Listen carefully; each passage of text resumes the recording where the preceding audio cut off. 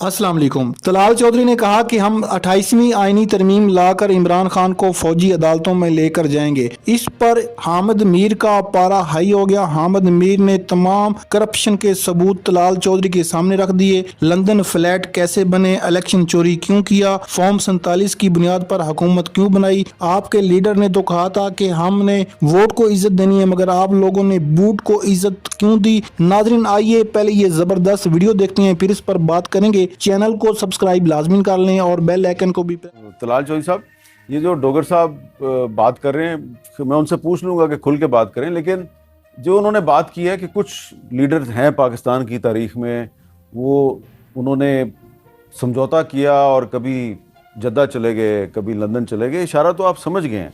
ये एक फ़र्क तो है वैसे इमरान खान और बाकी लीडरों में। अच्छा जी, यानी कमाल फ़र्क है कि जिसने अपने बाप के जनाजे को कंधा नहीं दिया, जिसने अपनी माँ के जनाजे को वो कंधा नहीं दे सका, लेकिन इस पाकिस्तान को एटमी पाकिस्तान दे गया है।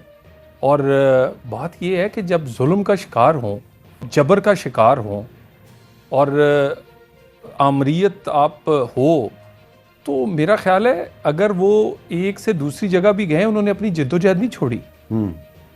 उन्होंने अपनी पार्टी या अपने लोग, अपनी जद्दोजहद वहीं कायम रखी है। और कई दफ़ा हमारी पार्टी ने फैसला किया है।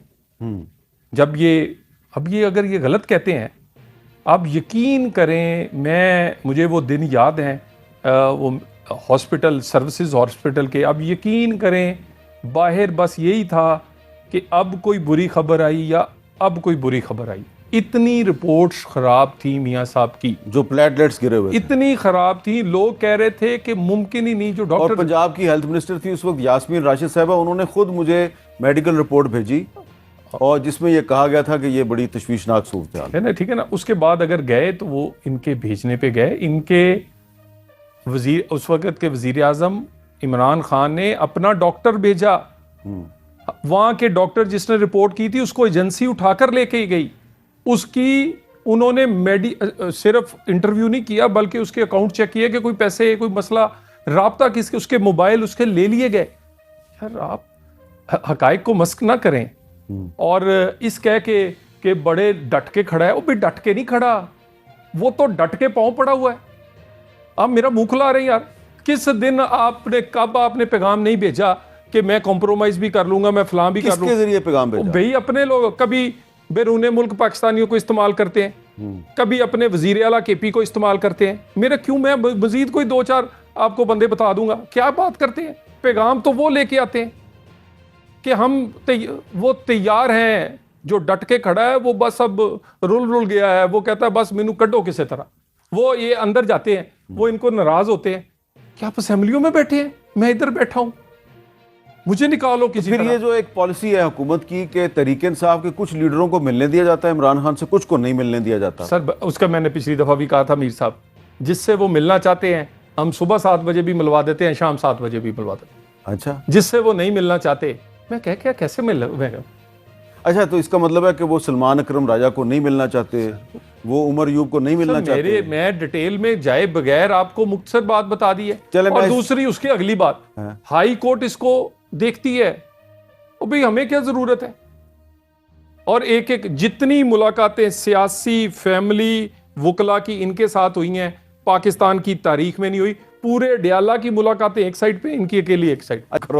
अच्छा, मैं तलाल चौधरी साहब आपसे पूछना चाहता हूं कि अगर पीपल्स पार्टी वफाकी काबीना में शामिल होने के लिए तैयार नहीं है, तो क्यों इतना जोर लगाया जा रहा है कि इनको काबीना में शामिल कर लिया जाए? मीर साहब देखिए, ये जो हुकूमत है, ये जो इत्तेहाद बना है, ये एक एग्रीमेंट के तहत है। इस एग्रीमेंट में दोनों जमातों ने एक पूरी अपनी सियासी बार्गेनिंग करके उसके बाद एक फार्मूला बनाया, जिसके बाद दोनों, इसमें कोई एक इसमें तब्दीली नहीं कर सकता। दोनों जब चाहेंगे कोई एक नए फार्मूले पे मुत्फिक हो सकते हैं, मगर एक बात तय है कि ये लॉन्ग टर्म है। तो इसकी, लेकिन नाज बलोच साहबा कहती हैं कि अनकरीब बिलावल भुट्टो जरदारी वजीर आजम होंगे। देखिए, अभी माशाल्लाह वो 30s में है, तो बड़ी माशाल्लाह एज पड़ी है। 10 साल बाद उनका अनकरीब भी 15-20 साल भी हो सकता है। मेरा मतलब अभी यंग आदमी, अभी तो वो 30s में है। खैर एनीवे, लेकिन ये मैं कहूँ कि ये देखिए, एक बात पे हम मुत्फिक हैं کہ جو پولیٹیکل سٹیبلٹی ہے وہ اس میں رہنی چاہیے. ہم تو اپوزیشن کو بھی کہتے ہیں کہ آئیں ٹیبل پہ بھائی, اپنا رول پلے کریں. آئیے, جس ٹیبل سے یہ اٹھ کے گئے ہیں میر صاحب, اسی ٹیبل پر یہ لوٹیں گے اور سپیکر کے دفتر آئیں گے. یہ چھوٹا منہ اور بڑی بات ہے, لیکن بات کس پہ ہوگی؟ عام آدمی کی زندگی بہتر بنانے کے لیے, اکانومی, دہشت گردی پہ, پاکستان کی بات ہوگی. جب تک اچھا, ایک طرف آپ ان کو مذاکرات کی دعوت دیتے ہیں, دوسری طرف آپ ان کے وہ بندے بھی توڑ لیتے ہیں جنہوں نے الیکشن سے پہلے قرآن پہ حلف دیا ہوا ہے کہ جناب ہم عمران خان کے ساتھ دھوکہ نہیں کریں گے. دیکھیں میر صاحب, سیاسی غلطیاں کیوں نہیں, ان کی سیاسی غلطی بالکل ہے, لیکن یہ کیا آپ کی اخلاقی غلطی نہیں ہے کہ قرآن کے حلف سے مکرنے والے شخص کو آپ اپنے ساتھ؟ میں وجہ بتا رہا ہوں. قرآن پہ اس نے حلف دیا, وہ ان کے ساتھ کھڑا تھا. جب آپ پارٹی سے بندے کو نکال دیں گے تہمت لگا کے نکال دیں گے کہ تم اب میری پارٹی میں نہیں ہو, آپ اس کو گالی دیں گے. اس حلف میں جو کانٹریکٹ اس نے کیا تھا آپ کے ساتھ, وہ تو آپ نے توڑا ہے. ٹھیک ہے, اور وہ اس بیچارے کو آپ بے یارو مددگار چھوڑ دیں گے تو وہ اپنے سیاسی آپشن لے گا. ہم کسی کو زبردستی نہیں میر صاحب لے کر آئے, اور ہم نہیں چاہیں گے کہ کسی کو لے کر آئیں, اور ہمیں اس وقت ضرورت بھی نہیں ہے. مگر آپ اپنے لوگوں کو, یعنی یہ سیاسی ایک کارکن ہے ڈوگر صاحب, یقین کریں اس جیسے 4-5 اور ہوں تو یہ پارٹی کہیں اور ہوتی. آپ فیس دینے والے وکیل جن کو سیاست کا پتہ کوئی نہیں ہے, اور اپنی کبھی بھابھی پہ, کبھی بیوی کے, کبھی بہن کے کہنے پہ, کبھی بیوی جماعتیں چلاتے ہیں, تباہی کرتے ہیں, اور اس طرح اور لوگوں کو غیر سیاسی طریقے سے جماعتوں کو چلاتے ہیں. حکومتیں کون توڑتا ہے؟ استعفے کون دیتا ہے؟ کون تہمت لگاتا ہے؟ 10 لوگوں کی لسٹ کس نے جاری کی ہے؟ جب آپ لسٹ جاری کریں گے کہ یہ لوگ بک گئے تھے تو لوگ پھر اپنا کیا کریں گے؟ آپ نے دھکا دیا اس بندے کو تو وہ پھر آ گیا. جی ڈوگر صاحب, یہ ویسے بات جو ہے اس پر آپ کچھ کمنٹ کرنا چاہیں گے؟ طلال چودھری صاحب کہہ رہے ہیں کہ یہ جو پچھلے دنوں ایک آپ کے ایک ایم این اے صاحب جو ہیں انہوں نے جو مسلم لیگ نون کے ساتھ ہاتھ ملایا, تو اس کی وجہ یہ ہے کہ آپ نے اس کو نکال دیا تھا, تہمت لگا کے نکال دیا تھا. سر میں اس کا جواب دیتا ہوں. پہلے میں پیپلز پارٹی کی حکومت میں آنے پر بات کرتا ہوں. پیپلز پارٹی کب حکومت میں نہیں ہے؟ پیپلز پارٹی تو حکومت کا حصہ ہے, حکومتی بینچوں پہ بیٹھی ہوئی ہے. یہ جو پورا بجٹ میر صاحب بنا ہے, میں جانتا ہوں اس میں 99% پرپوزلز پیپلز پارٹی نے شامل کی ہیں. پی ایس ڈی پی میں 10 ارب روپے کا بجٹ ترقیاتی انہوں نے شامل کروایا ہے. پہلے وہ 6 سے 7 ارب تھا, اب 3-4 ارب اور بڑھوائے ہیں, اور میگا پروجیکٹس میں اربوں روپے کے اپنے پروجیکٹ شامل کروائے ہیں. ساری کمیٹیاں ان کے پاس ہیں, تو پیپلز پارٹی تو حصہ ہے. ہاں یہ ضرور ہے کہ وہ سمارٹ موو کر رہی ہے کہ میٹھا میٹھا ہپ ہپ اور کڑوا کڑوا تھو تھو, لیکن اب ظاہر پی ایم ایل این بھی چاہے گی کہ وہ وزارتوں میں بھی حصہ لے تاکہ جو کوئی تنقید ہونی ہے وہ برابر ہونا, لیکن پیپلز پارٹی پہلے دن سے حصہ ہے. دوسری بات ہے حضور کہ یہ جو صاحب جنہوں نے قرآن پر حلف اٹھایا اور یہ چلے گئے, ہم نے ان کو دھکا نہیں دیا. ان کو 26ویں ترمیم سے 5 دن پہلے ان سمیت میرے 9 اراکین قومی اسمبلی کو اٹھایا گیا اور ان کا کہیں خفیہ مقام پہ رکھا گیا, اور پھر ان کو ایک بھاری بڑی سائزبل اماؤنٹ کے ذریعے ان کی وفاداریوں کو خریدا گیا, اور وہ دن اور آج کا دن وہ انہی کے پاس ہیں. ہم نے کسی کو نہیں نکالا بلکہ ان کو اٹھایا. ان سمیت 5 لوگ اور ہیں, 4 لوگ اور تھے, لیکن وہ 4 لوگوں کا اللہ نے بھرم رکھ لیا کہ فضل الرحمان صاحب نے ووٹ دے دیا, وہ ایکسپوز نہ ہوئے, تو ہم نے نہیں نکالا. یہ وہ تمام لوگ ہیں جن کو اٹھایا گیا اور کروڑوں روپے میں ان کی وفاداریاں خریدی گئیں. یہ ہیں جمہوریت کے چیمپئن, اور ابھی بھی ڈرتے ہیں کہ یہ کہیں کہ جمہوریت ڈی ریل نہ ہو جائے. بھئی نہ ریل ہے نہ یا ڈی ہے. پی ایم کے پی کا فرنٹ لائن کے طور پہ اسے آنا چاہیے. کس نے انہیں کہہ دیا ہے؟ کیوں خواب میں سوچتے ہیں کہ جی وہ چیلنج بھائی آپ نے کرنا ہے, جا کے سوات کی نالیکی یا نااہل لوگوں کو کرو. تحریک میں اعتماد نہیں آ رہی. دیکھیں میری گزارش سنیں, کوئی ایسی ابھی کوئی بات ہوئی نہیں, اور آپ نے اس بات کو ایک ایشو بنا لیا ہے. آپ کے جو اندر کی ٹوٹ پھوٹ ہے وہ ہم نے روکنی. اب مجھے یہ بتائیے میر صاحب, یہ پاکستان کے وہ سیاسی نلائق ہیں, ان کی حکومت ہم نے کیا توڑنی ہے؟ انہوں نے اپنے ہاتھوں سے توڑی ہیں اپنی حکومتیں.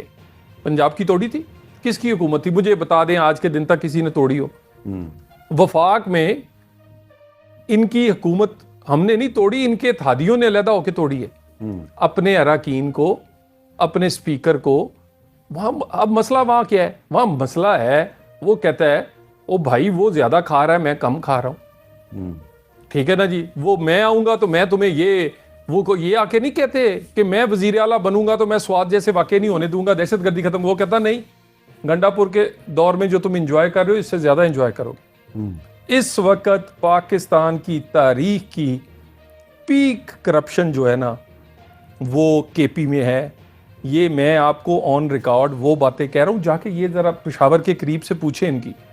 تو بات یہ ہے اندر کی تھوڑ پھوڑ کے ہم ذمہ دار ہیں. اپنے بوجھ سے گر جائیں تو پھر ہم کیا کر سکتے ہیں؟ بلکہ پنجاب اور سندھ اور بلوچستان میں بھی تحریک چلانے کے قابل ہوگی. بسم اللہ الرحمن الرحیم. بہت شکریہ میر صاحب.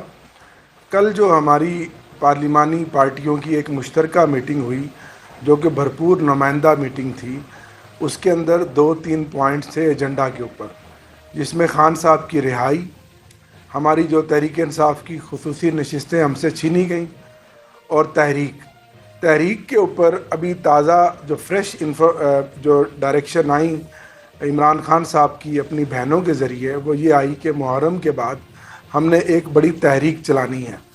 اس تحریک پر کل بڑی بات ہوئی کہ اس کو ہم نے کس طرح سے چلانا ہے، اس کا لاہ عمل کیا ہوگا. اس پر ایک کمیٹی بھی پرپوز خان صاحب نے کی ہے، وہ بھی عنقریب نوٹیفائی ہو جائے گی، اور پھر اس کے بعد وہ تحریک جو ہے ہم جائزہ لیں گے کہ ہم نے اس کو زیادہ امکان ہے کہ ضلع وائز ہر شہر میں، ہر تحصیل میں اور 4 صوبوں میں ہم احتجاج کریں گے اور وہ تحریک چلائیں گے. اچھا، 4 آپ نے عامر ڈوگر اور طلال چودھری حامد میر صاحب کی گفتگو سنی. ناظرین، ان سے سوال کچھ کیا جاتا ہے اور یہ جواب کچھ دیتے ہیں. ان سے سوال جب کریں کرپشن کا تو یہ کہتے ہیں کہ عمران خان نے چوری کی. ان سے یہ پوچھیں کہ لندن کے فلیٹ کیسے بنے تو یہ کہتے ہیں عمران خان نے توشہ خانہ سے گڑی چوری کی. ناظرین، آپ کو پتہ ہے کہ پاکستان کی تاریخ کی سب سے بڑی دھاندلی جو تھی وہ اس الیکشن میں ہوئی جب انہوں نے فارم 47 کی بنیاد پر حکومت بنائی.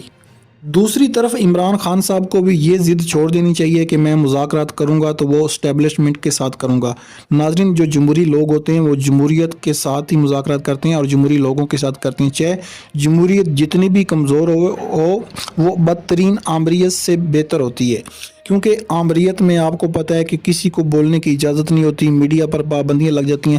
ہاں، یہ بھی جو ابھی جمہوریت ہے یہ بھی ایک آمریت کی شکل ہے. ناظرین، یہ بھی ایک مارشل لا لگا ہوا ہے، مگر یہ جمہوریت کے لباس میں ایک نیا مارشل لا لگا ہوا ہے. ناظرین، پاکستان میں جتنی بھی غلطیاں ہوئی ہیں یہ سیاست دانوں سے ہوئی ہیں. ہمارے سیاست دان ایک دوسرے کو برداشت نہیں کر سکتے. عمران خان کی حکومت ہوگی تو دوسری جماعتیں ان کو برداشت نہیں کریں گی.